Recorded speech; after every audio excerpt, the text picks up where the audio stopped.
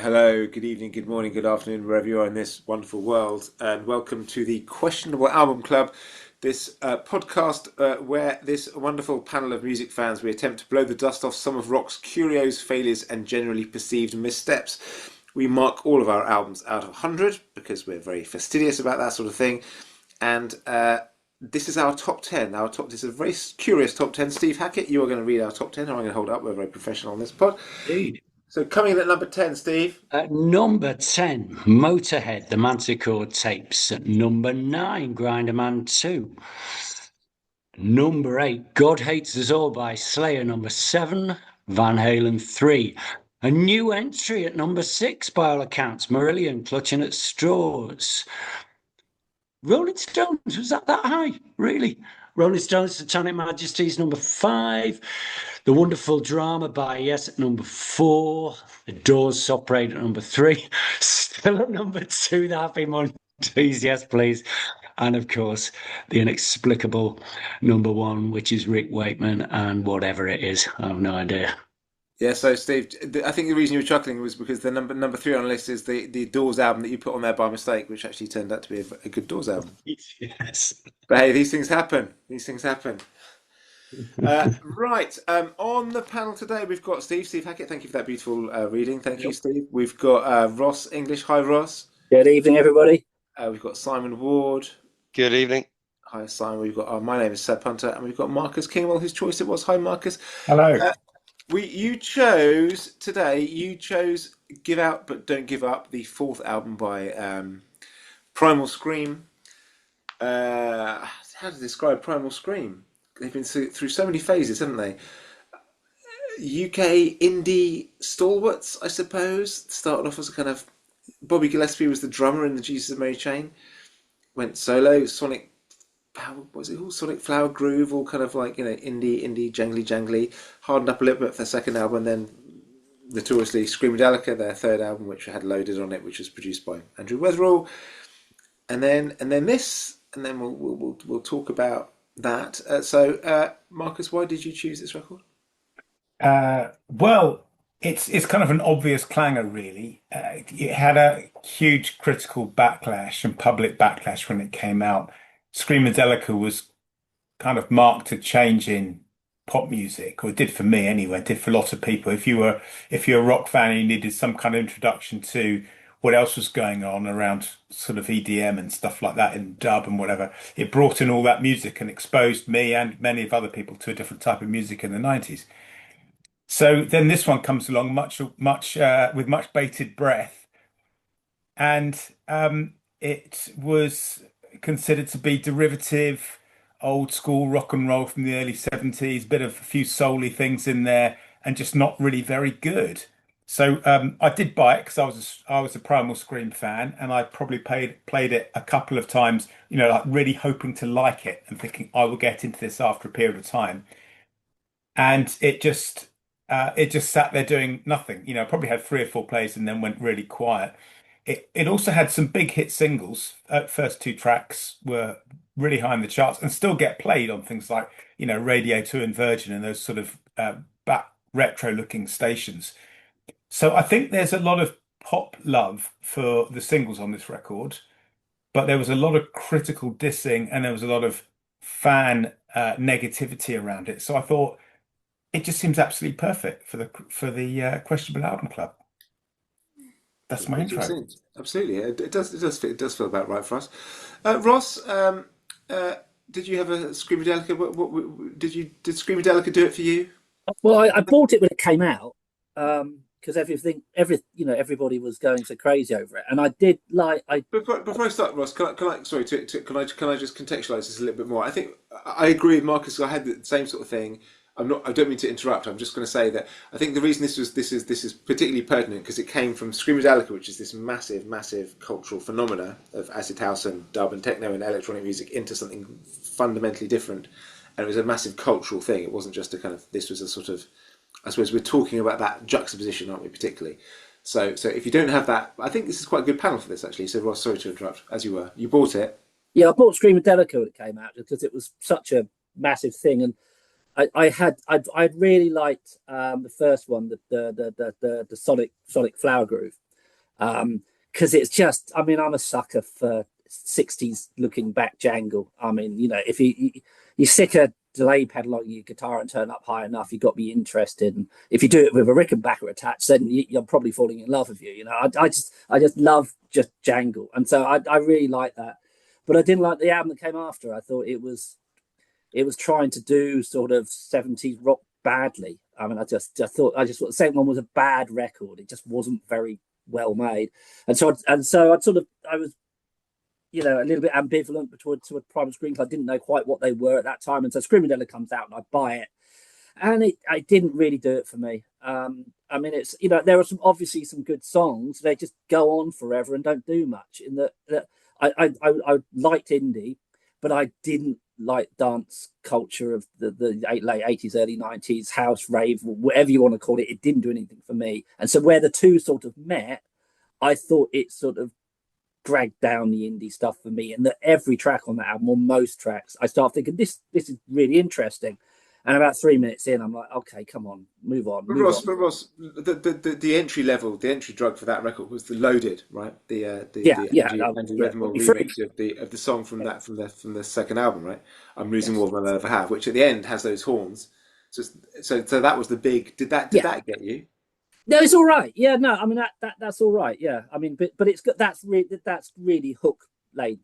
And the thing, my problem with some of the other stuff is that I've got nothing against long songs, but you have to be doing something either lyrically or musically to develop it. And my feeling was it was music written by and for people who had just dropped an E and could just revel in this ongoing spaciness. And if you weren't high, it just got dull. Whereas I think Loaded had enough hooks to keep it going through. So I'm not saying it's a bad album, Screamadelica. I think it's got a lot of good stuff on it.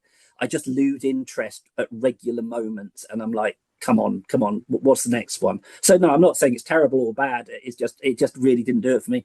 And that's when I sort of left Primal Scream, really. At that point, I thought I liked the first album. I wasn't taken with the other next two. So that you got off. So you never did. You weren't tempted by the massive Confederate flag on the front cover?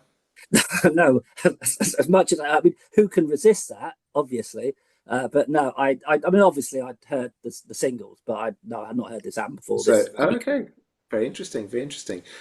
Steve Hackett, did I just have a little sneak peek of? I love the cover. It's by William Eggleston, isn't it? It's one of the. It's a close up of one of his photos. It's right. A close up of a bigger thing. I mean, it's absolutely brilliant. Yeah. What did you just lift up though? Was that just your pants? Old fashioned CD. That was the CD. Wow. It was indeed. So yeah, it's a good choice, this one, actually, I think. I mean, you know, they made some increasingly irrelevant albums over the last 20 odd years, but you know what makes this a good choice? It's like sandwiched in between, you know, what's perceived as their best two albums, which is Screamadelica and Vanishing Point. You know, I mean, I was a huge fan, same as you, Ross. Early days, I used to follow them around London in that. You know, I mean, the thing with them, they always got this label, and I think a little bit unfairly, of like record collection rock, didn't they? You know, and the first album and the second album, first album Birds, second album MC5, sort of bears that out, you know.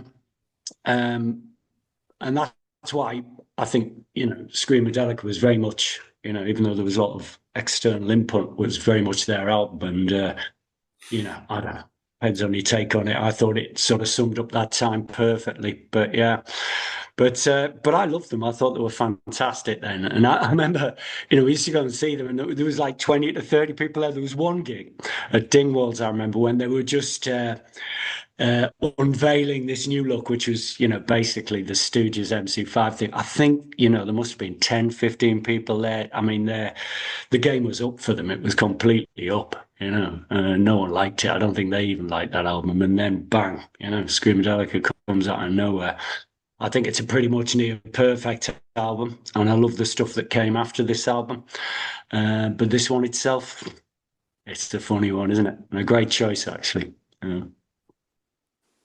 Everyone's all doing that thing. We're all doing that thing where we're holding our cards close to our chest, aren't we? We're saying, well, this is interesting context for everybody. It's funny, we all bought Screamadelica. Simon, I'm presuming you bought Screamadelica? No. No? No, Wow. I bought Sonic Flower Groove Wow. because uh, because Bobby Gillespie had been in Jesus Mary Chain and Primal Scream were on the C86 tape. So as far as I was Was that Velocity Girl, right? yeah, so as far as I was concerned, they were royalty. And I quite liked the I think there's a couple of singles on it, aren't there? There's Around and Around Imperial. I liked that, but I wasn't massively taken with it. It was a bit too rock for what I was hoping for. I was hoping for it to be more bedsit indie.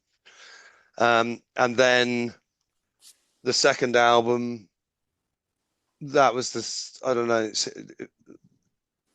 I knew people who had it, people who didn't like music that I knew had that, and it just sounded when I heard that, I thought it was awful. I loved Primal Scream have made two of my favorite singles of all time. So Loaded, I was in love with from the first time I heard it, and I still could listen to it as many times as you like. And the other one was the MBV orchestra mix of If They Move, Kill 'Em, which ended up being on Exterminator. So it's the same thing that they did. It's actually the same thing both times. It's a remix from the last album that ends up being a fully fledged track on the next album and kind of indicates the direction of travel. And I think probably the reason that I like those two singles the most out of Primal Scream's output is that they haven't got very much Primal Scream on them. One of them is Andy Weatherall, and the other one is Kevin Shields. So yeah, Screamadelica. By the time Screamadelica came out, I mean, I think you're right. I can't remember who. I think was it you, Steve, or somebody said that it kind of defined that indie dance sound of the 90s. And I just thought that indie dance was the worst thing to happen to either genre.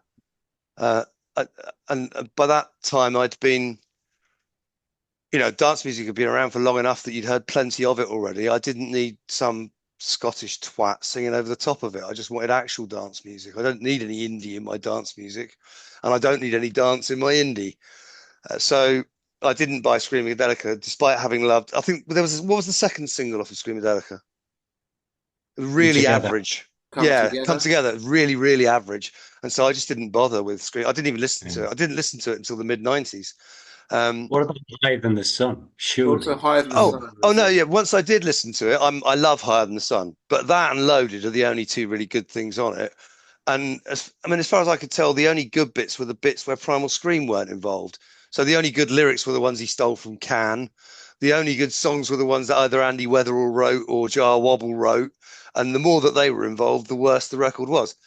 So I didn't, this is subsequently, but like I said, I didn't hear it until 95, 96, something like that. No, later than that, 97, 98, before I heard Screamadelica.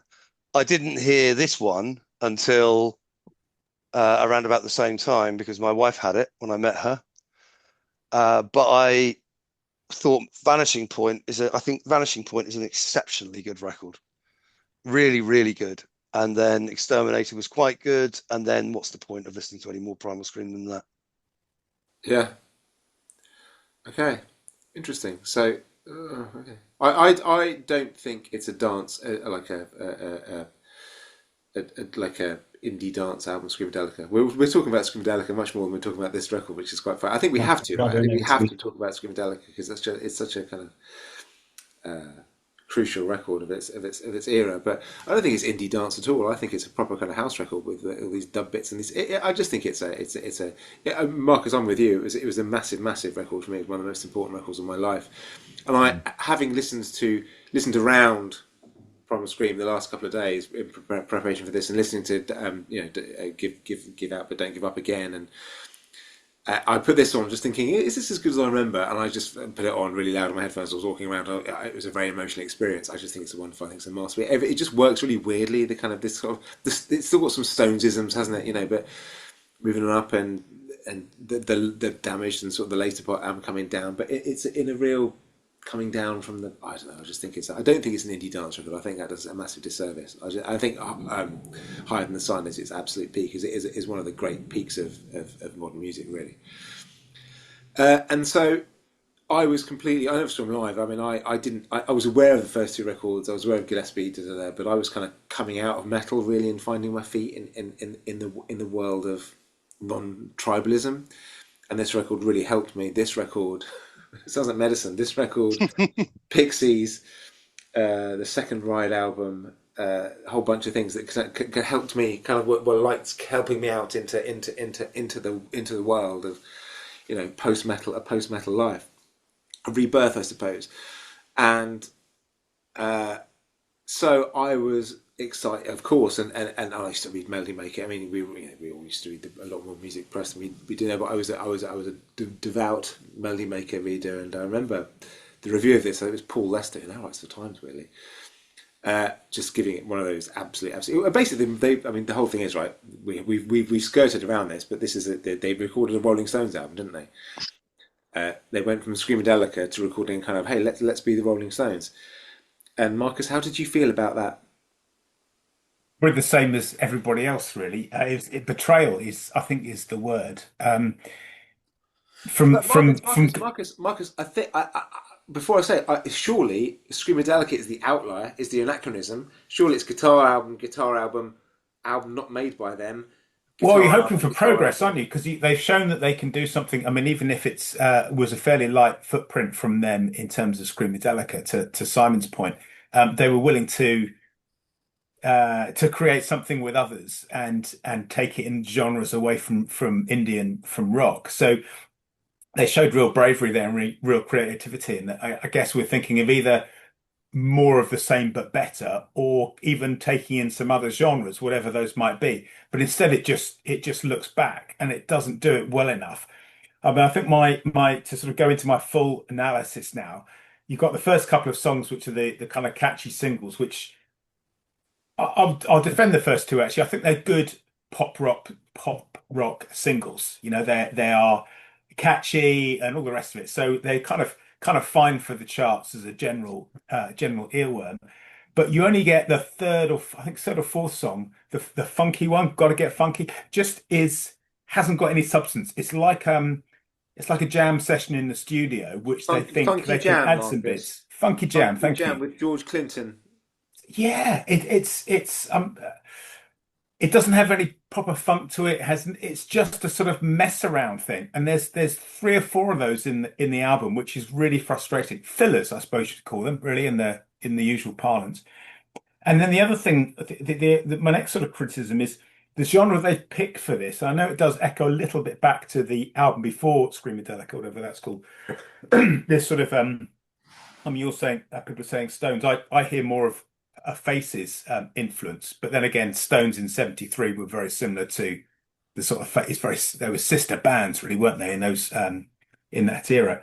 But it's a bit like there are a whole bunch of bands in the mid '80s who are inspired by Faces out of the hard rock world, like Choir Boys and Georgia Satellites and Dogs D'Amour, and even Black Crows, and Seb, you'll know these bands inside out, who were doing it in a way that was fitting within a paradigm of sort of hard rock. So there was a kind of, for all their faults, there was some justification to it. But here you've got it in '94, I think, when there's no reference points to that earlier era of either like the first round of what do you call it, sort of bluesy, soul-y rock, or the second round in the mid '80s. They've now just done it as a sort of bizarre throwback in '94, where there's just no other touch points for it, and they're not executing it well. That's because it's phony, Marcus. It's phony. It's phony. That's exactly what it is. The lack of authenticity just really rings through. If you're going to do rock and roll, you've got to be a rock and roll band. It's like the Cult, when the Cult tried to be AC/DC with Electric. You can't go from indie. You can't go from an indie sensibility to, actually, we want to be rock and roll. We like Jack Daniels and we want to do this now. You can't do it. You've got to pay your dues. It's like they've gone. It's a really good comparison, Seb. It's like going to the costume shop and buying the sort of, you know, the mullet wig and all the rest of it to try and pretend to be a rocker. It doesn't cut it, and you can hear it in the way this is put together, the way they repeat certain lyrics that are sort of cliche lyrics, but they're actually the entirety of a chorus. You know, one line is over 4 times, and that's the chorus, because they can't tell a story with the lyrics or talk about all the classic rock things from a place that's in their heart and their experience. It's just copying others. And again, I think when there was those mid '80s bands that were doing it, you kind of thought, well, it's kind of fine because you can see where their lineage is from, and so there's and they were trying to live the lifestyle, whereas this is just a kind of it's fakery. So it's really thin and disappointing. They did go. Go What on. they did go. They did go to Memphis to record it. Okay. So that's what they Well, would say. Well, hang on a second. We went to Memphis and we recorded with George Draculis, whatever his name is, and the yeah. Memphis Horns and stuff. So that's how much more authentic do you want? You I fucking. suppose it just shows you, you can buy the ingredients off a shelf, and it's still not the real thing, is it? It doesn't come together with a genuine feeling about the song. The ones which are a bit better towards the probably the middle to the end Marcus, are the less rock and rolly ones. the ballads, Well, the yeah. Stones like ballads. Thanks, Marcus. Hold you there if I may. Ross, you'd never heard this before. I think you're the Never only had. person here who hadn't heard this before. Yeah. Um, I thought my initial, I mean, actually, that you mentioned, Marcus mentioned two of the bands that jumped in my mind, which were the Georgia Satellites and Black Crows. They were the first two. And actually, I was every time I thought of a band, thinking, well, it's not quite like the Stones. It's like someone else. It was generally a band who were influenced by the Stones. I thought it was odd in that it was like 2/3 of one album and a third of another. And I don't mind a genre hopping album, but when it's so stark that like we've got this Stonesy album and then we've got this sort of dancey, funky album, and it was almost like someone they got bored and just decided we'll take them from another session, and I thought that was strange, but I liked it much more than I'm hearing so far. And it was, I didn't have much time for the dancey ones or the sort of funky What do ones you because mean they tend. dancey ones? Well, Dancey okay, ones. I'm trying to find a word. The Maybe vaguely funky ones that have funky in the title. yeah, I mean, just because they seem to, my same problem with me and Sakina Delica, they seem to just gone forever. And the one where where the woman's singing, which it sounds like she's Oh, singing. Free. Denise Johnson. She's a great singer. Yeah, Free. Sounds like she's singing "You're chinning me, you're chinning me," which I can't get out of my head. Cheating. I know, but it sounds like chinning.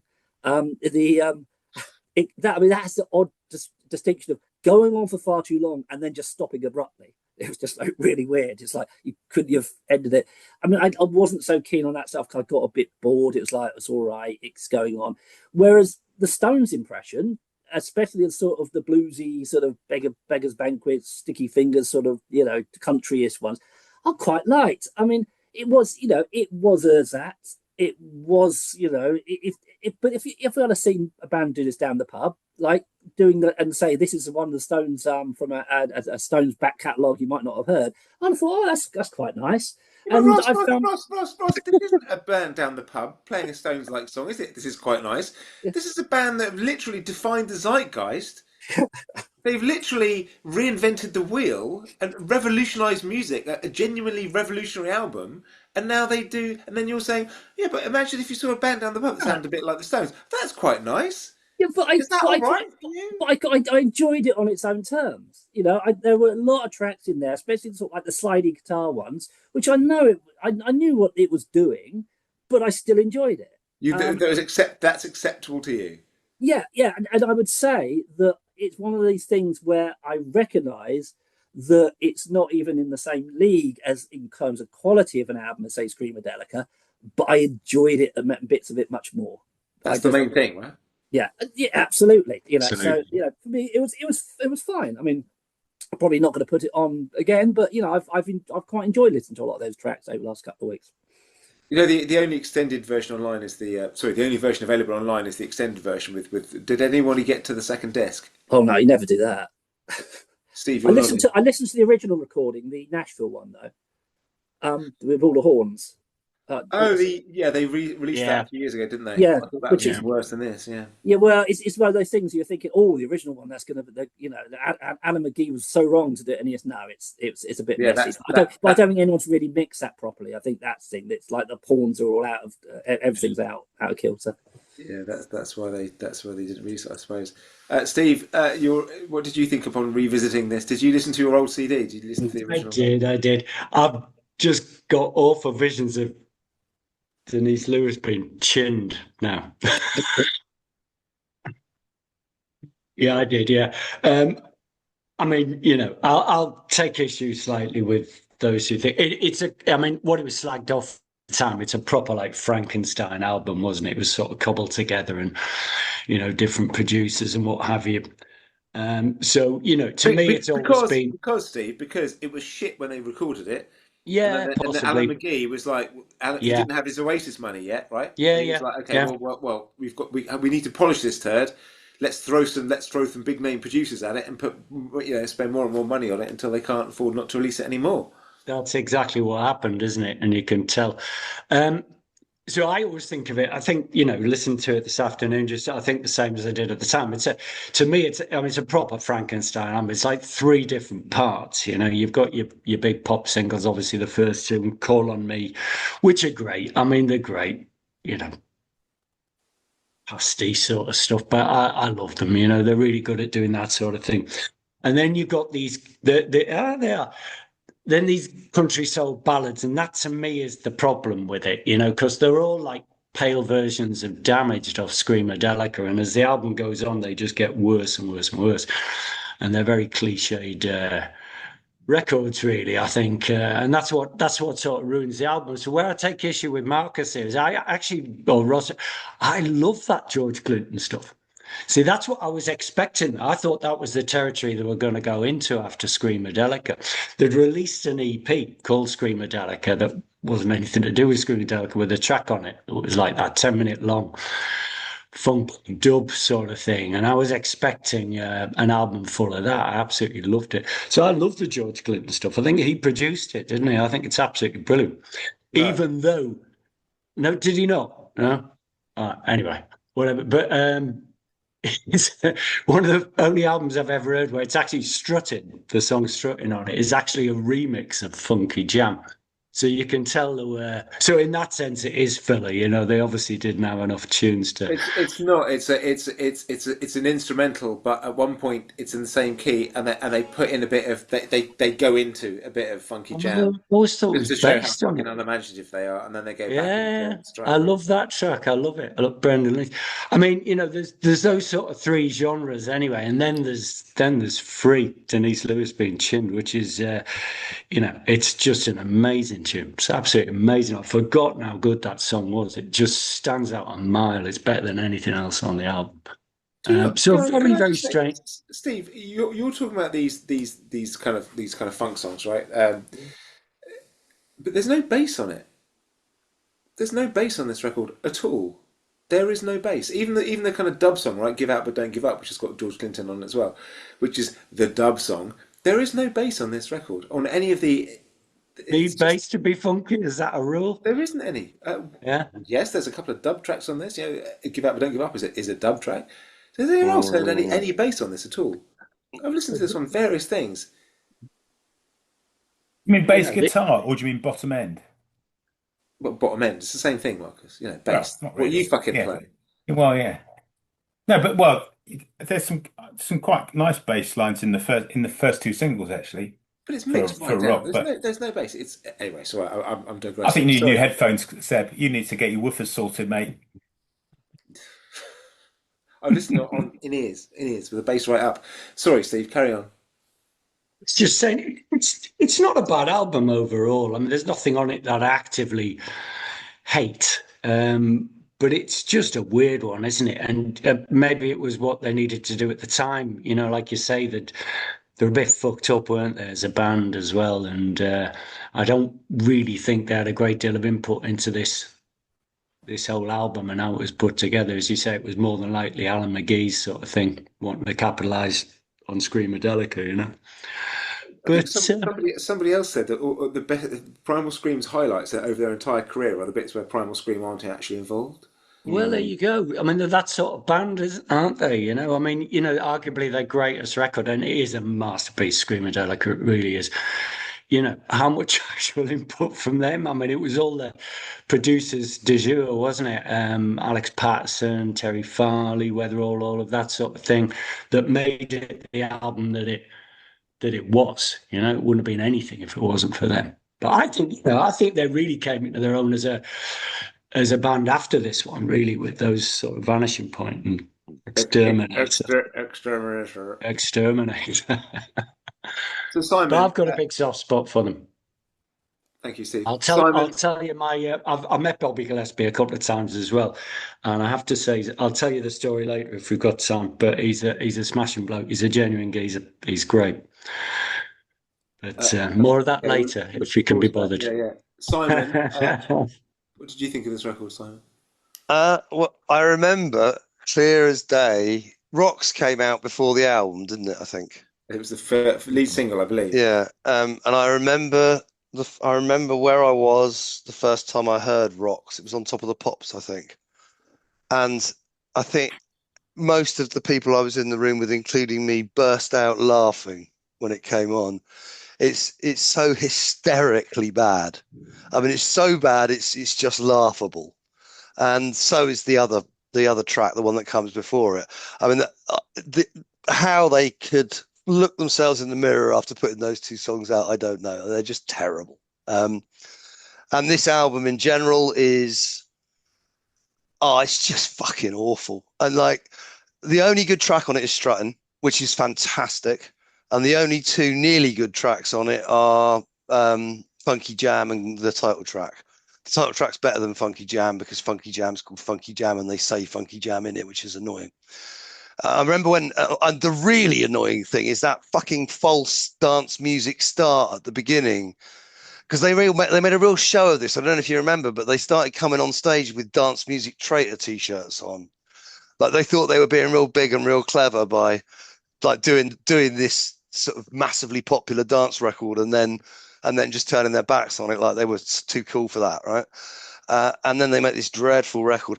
It sounds to me. So actually, you mentioned Paul Lester, and I really enjoyed the quote, which I only read just before we came on because I had been listening to this on and off, but not researching it because I've got a weird relationship with Primal Scream because I quite like them. But Paul Lester's quote was, "Give out but don't give up. The second most feverishly anticipated record of the last 3 years is absolutely fucking dreadful."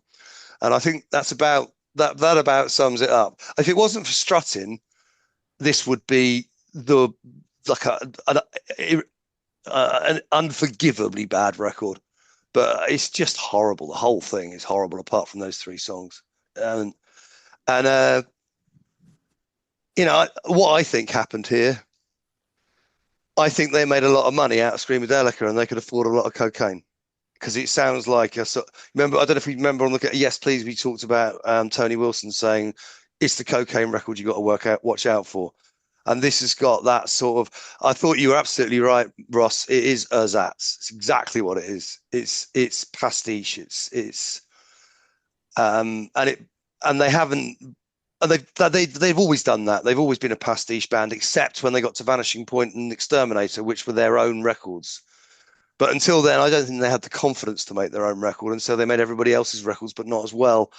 And it's just horrible, this record.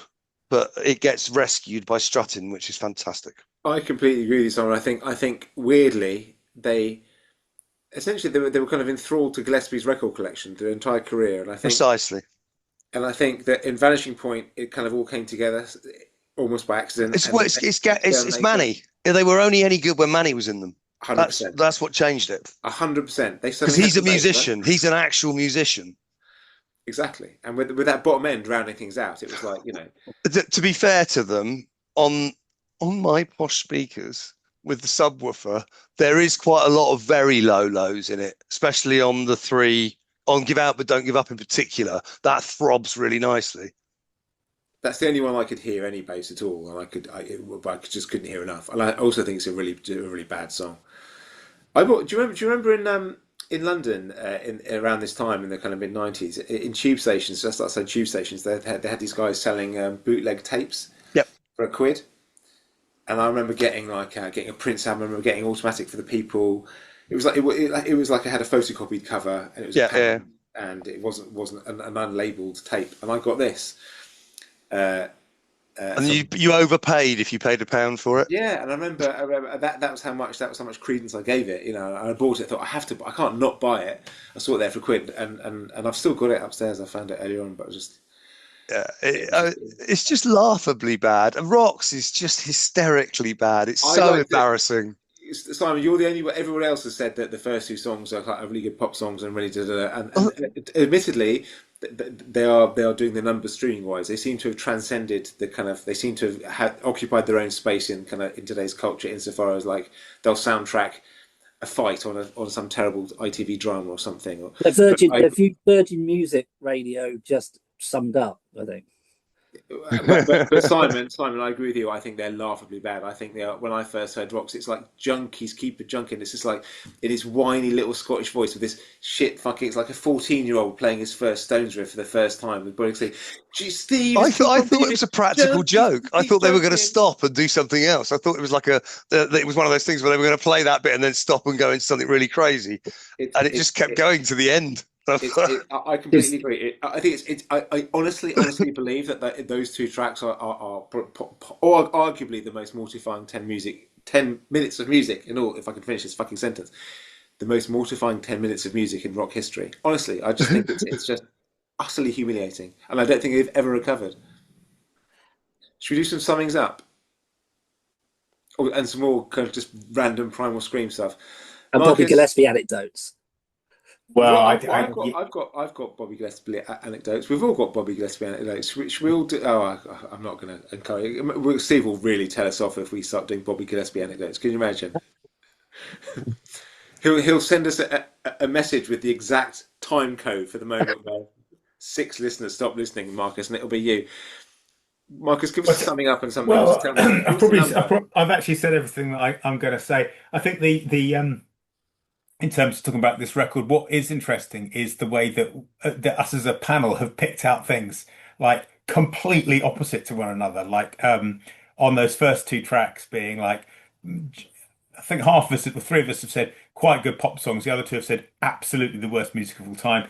My favourite song is the title track. Seb, you thought that was utterly dire and probably maybe the 3rd worst song after the first 2. I thought the Funky Jam was terrible. I think Simon might have liked Funky Jam. So we've just got like this. I'm quite enjoying the way this has become highly divisive, and actually it's not universally panned in every aspect. Everyone seems to have got a little bit of something out of this. I mean, Simon, you even said that Strutting was. Did you use excellent or amazing? Yeah, that's a really good tune. That was a real superlative from you amongst utter bilge review for the rest of it. And so there is something, I don't know, it's nice to actually have something that just has got one tiny, not a diamond, but a little sparkle for each of us to some extent in amongst the direness that's going on. So that's just a kind of general reflection. Score 28.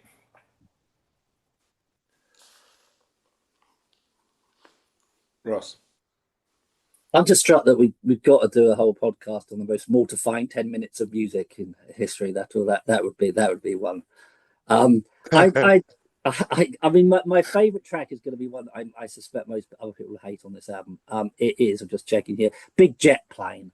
I like the times when it sounded like that Stones period when Keith Richards was hanging around with Graham Parsons, and I love that sort of stuff. And yeah, it's a bit of a copy, and yeah. So now that was my favourite one. So yeah, I was listening to this a lot, going back and forth from work, and there were tracks that after a while I was just sort of skipping after a minute and a half, but some I was listening the way through and quite enjoying, and they tend to be the Stonesy one. So I'm going to give it 33. Steve Hackett.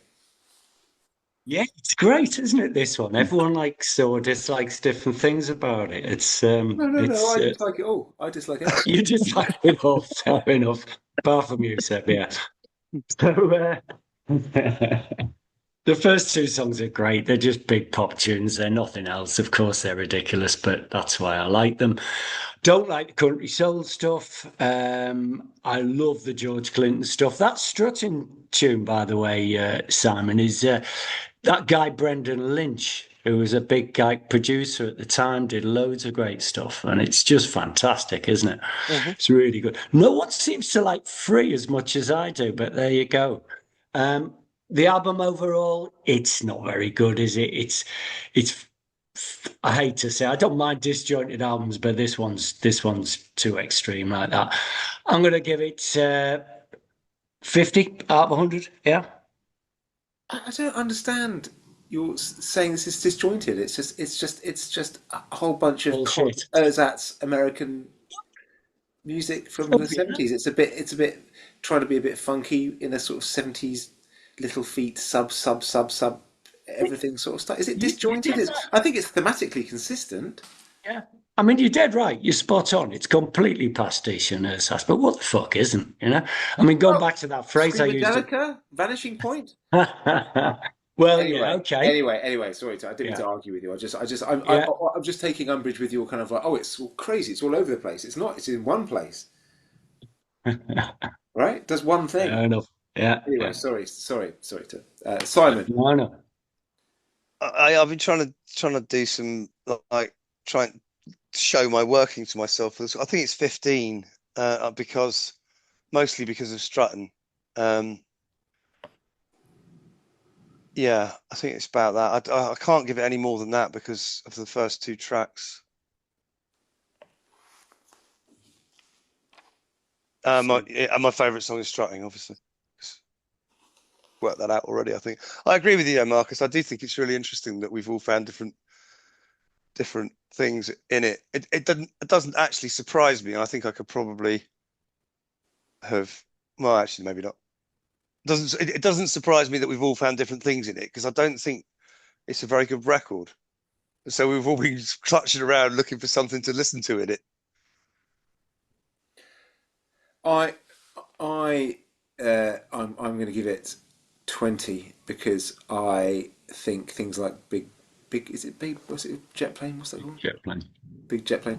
I think they're sort of I think when they do the Stones ballads with the piano and the organ and stuff, it's a bit better than the other stuff. And I think Big Jet Plane and like Damage and stuff, I think it's not completely terrible. I think 2 out of 10 is I feel like I'm marking it up weirdly, but This is the problem I had because I felt like I wanted to give it a bit more than 15 because of those three songs being tolerable, but then I couldn't.